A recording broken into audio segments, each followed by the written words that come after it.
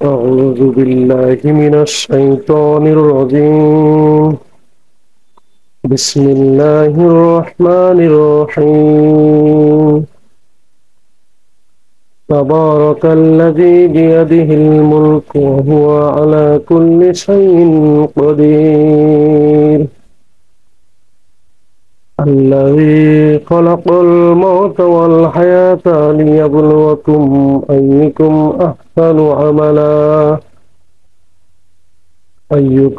أحسن عملا وهو العزيز الغفور. صدق الله العظيم.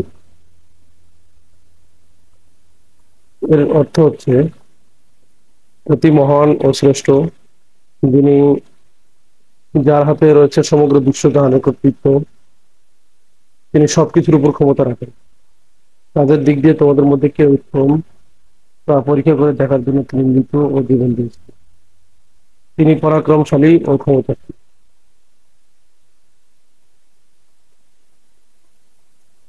আজকে সূরা আল মুলুকের 1 থেকে 2 আয়াতের সংক্ষিপ্ত দাস যারা শুনছেন, সকলের প্রতি রইল আমার সালাম। আসসালামু আলাইকুম ওয়া রাহমাতুল্লাহি ওয়া বারাকাতুহু। মূলত সূরা আল মুলুক এটা একটি মাক্কি সূরা। এই সূরার প্রথম অংশ তাবারাকাল্লাযী বিয়াদিহিল মুলক। প্রথম আয়াতেই এই অংশ থেকে সূরার নামকরণ করা হয়েছে। এই সূরার একটু বিষয়বস্তুটা ব্যাপক, যদিও এখানে শাব্দিক অর্থ ব্যবহার করা হয়েছে। মূলত এখানে এর মূল অর্থ হলো শব্দটি শ্রেষ্ঠত্ব, বরত্ব, বৃদ্ধি, তারপরে আরো অনেক বিষয় রয়েছে। আল মুলুক এর বিষয় হলো সীমিত অর্থ গ্রহণ করা যাবে না, যেহেতু এটা নিশ্চিতভাবে গোটা বিশ্বজাহানের উপর রাজকীয় ক্ষমতার অধিকারী কথা বলা হয়েছে। মূলত এই দুটি আয়াতের মধ্যে প্রথম যে বিষয়টা বলছে, তিনি অতি মহান শ্রেষ্ঠ, তিনি যার হাতে রয়েছে সমগ্র বিশ্বজাহানের কর্তৃত্ব, তিনি সবকিছুর উপর ক্ষমতা রাখেন। অতি মহান শ্রেষ্ঠ, আল্লাহ তাআলার শ্রেষ্ঠত্ব এখানে ঘোষণা করা হয়েছে। আল্লাহ তাআলা তো শ্রেষ্ঠ, মহান, সবকিছুর নিয়ন্ত্রক, সেই কথা এখানে ঘোষণা করা হয়েছে। এরপরে আয়াতে যেটা বলছে, কাদের দিক দিয়ে তোমাদের মধ্যে কে উত্তম তা পরীক্ষা করে দেখার জন্য তিনি মৃত্যু এবং জীবন দিয়েছেন।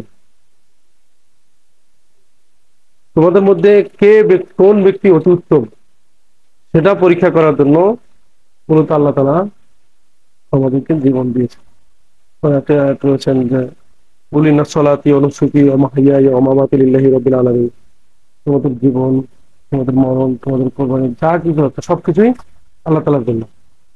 এখানে আরো একটি আয়াত রয়েছে যে সেই ব্যক্তি উত্তম, সেই বিষয়ে একটা আয়াত হচ্ছে সূরা বাকারার মধ্যে, ওয়ালা নাবলুওয়ান্নাকুম বিশাইইন মিনাল খাউফি ওয়াল জুই ওয়া নাকসিম মিনাল আমওয়ালি ওয়া আনফুসি ওয়াস সামারাত ওয়া বাশশিরিস সাবিরিন আল্লাযীনা ইযা আসাবাতহুম মুসিবাতুন ক্বালু ইন্না লিল্লাহি ওয়া ইন্না ইলাইহি রাজিউন। এটা তোমাদের ভয়ভীতি, সম্পদের ক্ষতি, সন্তানের ক্ষতি ইত্যাদি দিয়ে তোমাদের পরীক্ষা করা হবে। এই অবস্থায় যারা ধৈর্য ধারণ করবে এবং যারা আল্লাহর দিকে যারা উদ্যত হবে, তাদের জন্য রয়েছে সুসংবাদ, অর্থাৎ জান্নাত। আসলে দুনিয়াতে আমরা দেখি যে বিভিন্ন ধরনের পরীক্ষা হচ্ছে, এসএসসি পরীক্ষা, ইন্টারমিডিয়েট, দাখিল, যেগুলো বিষয় আছে, যে পরীক্ষাগুলো, সেই পরীক্ষাগুলো কেন হয়? এই পরীক্ষাগুলো হয় এই কারণে যে তার একটা ফলাফল হবে। দুনিয়াতেও আমরা যে কাজগুলো করব, এখানে আমাদের আল্লাহ তাআলা পরীক্ষা নিয়েই আমাদের পরকালে জবাব দিতে করতে হবে, অর্থাৎ এর ফলাফল হবে। এই ফলাফলের জন্যই মূলত আমাদেরকে পরীক্ষা করা হবে। জীবন দিয়েছেন এবং মৃত্যুও দিয়েছেন। আর তিনি পরাক্রমশালী এবং ক্ষমাশীল। এই আল্লাহ তাআলা সবকিছুর পরাক্রমশালী, সবকিছুর অধীনে, সবকিছু তিনি নিয়ন্ত্রণ করেন। আমরা এই দুইটি আয়াত থেকে যে শিক্ষা পেতে পারি, এই দুইটা জিনিস থেকে আমরা শিক্ষা পেতে পারি যে মহান আল্লাহ তাআলার একত্র এবং একক কর্তৃত্ব রয়েছে। মহান আল্লাহর রাজত্ব এবং কর্তৃত্ব বোঝাতেই যেখানে যেটা বুঝাচ্ছে যে আল্লাহ সবকিছুই নিয়ন্ত্রক, সবকিছুর নিয়ন্ত্রক। দুনিয়াতে যা কিছু আছে সবকিছুর নিয়ন্ত্রক একমাত্র আল্লাহ তাআলা, ইনি ছাড়া কোনো নিয়ন্ত্রক নেই।